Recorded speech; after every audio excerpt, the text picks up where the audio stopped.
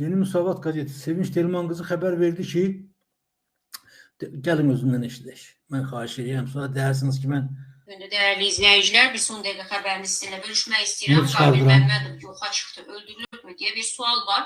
Sosial şəbəkələrdə söyüş blogeri kimi tanınan Qabil Məmmədovun yoxa çıxdığı haqqında məlumat yayılıb. Axaraz xəbər verir ki, Qabil Məmmədovun həmkarları canlı yayında ona zəng etdiklərini, ancaq onun cavab vermədiyini nümayiş etdiriblər.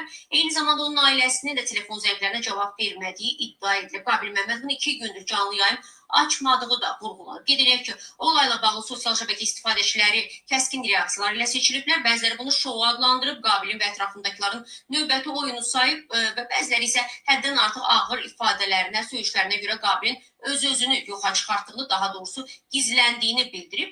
Və amma bəziləri isə, dostları isə, yaxınları isə son bir neçə saatda qeyd edirlər ki, hər şey qaydasındadır. İşlərlə əlaqədar olaraq sadəcə olaraq efirdə görünmür. Daha bir maraqlı məqam isə Ramiz Mehdiyyevə qarşı ittihamlar irəli sürülməsindən sonra baş verənlərdir. Və bəzi iddialara görə xaricdəki söyüş blogerlərinin maliyyəsi Ramiz Mehdiyev və prezident aparatının sabiq şöbə müdiri Əli Həsənov tərəfindən təmin edilmiş. Hazırda bu sistemin ifşası ilə söyüşçülər də qeybə çəkilməyə başlayıb. İndi görürük gedişat nəyə göstərəcək dəyərli izləyicilər, onu da növbəti xəbərlərlə sizin nəzərinizə çatdıracağıq təbii ki.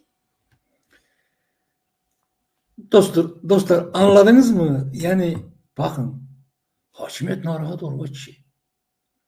2 gündür söyən yoxdur, 2 gündür belə təəccüblü gəlir. Yəni Ramizin ayağına bağlamaq istəyirlər ki, bəs Ramizdən hesab alırlarmış. Şimdi daha Ramiz hesabı vermir deyin, bunlar da söymürlər. Nə qədər ki hesab ödənməyib, çatdırın ona.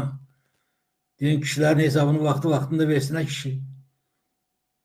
Dostlar, əgər biz, yəni də ki, Rauf Arifoğlu'nun, bu Sevinç Telman qızının dediyi bu sözlərdən sonra, yəni biz buna qulaq asandan sonra biz əsl məqamı tutub ortaya çıxarda bilmiriksə, onda vay bizim halımıza. Təsəvvür edirsiniz, bunlar narahatdır. Bunlar bahanəxdir, bəs nə olacaq, nətər eləyəcəklər bunlar? Söyüş deyən yoxdur, heç kim təhqir olunmur, yəni bunlar, belə olmaz, yol axtarırlar.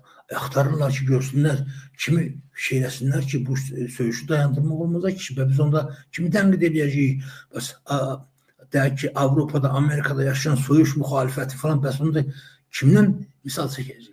Yəni, bir halda ki, sən istəmirsən, bu Qabildə 2 gündür efirə çıxmır, söyüş də söymür və yaxud da o birisi blogerlərdə. Bunun nəyi pisdir? Siz niyə narahatsınız? O, bilirsiniz nə yadıma düşdü? Deməli, bunu eşidəndə mənim yadıma o rəhmətli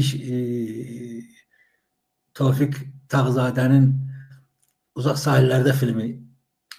Mikhailo öldürülmüşdü. Qəzetlərdə zadı gəlir, çıxır belə. Partizan Mikhailo qətlə yetir falan, belə yadınızdadır mı? Bu Sevinç Telman qızın həmən bu yazısını oxuyanda inanın girdim, deməli Facebook'a, şəbəkəyə girdim, baxdım ki, bütün hər yerdə ondan yazılıb. Qabil öldürülmüşdü falan. Ay Allah. Gör, dəyişdim, bizim faciəmizə fikir verin. Təsəvvür edirsiniz. Allah Qabilə indən sonra 100 il ömür qismət eləsin, amma sağlam da belə